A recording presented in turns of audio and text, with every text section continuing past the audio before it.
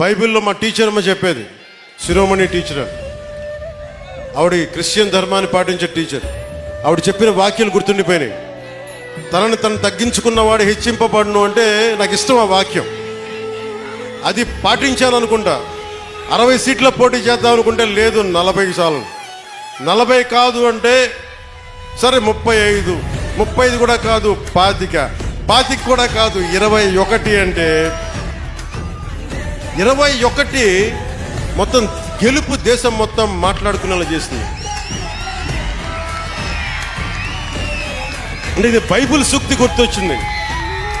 ఒక బైబిల్లో ఉన్న సూక్తి ఎంత గొప్పది అంటే, తనని తను తగ్గించుకుంటే హెచ్చింపబడతావంటే ఇంతకు మించిన సాక్ష్యం ఏం కావాలి?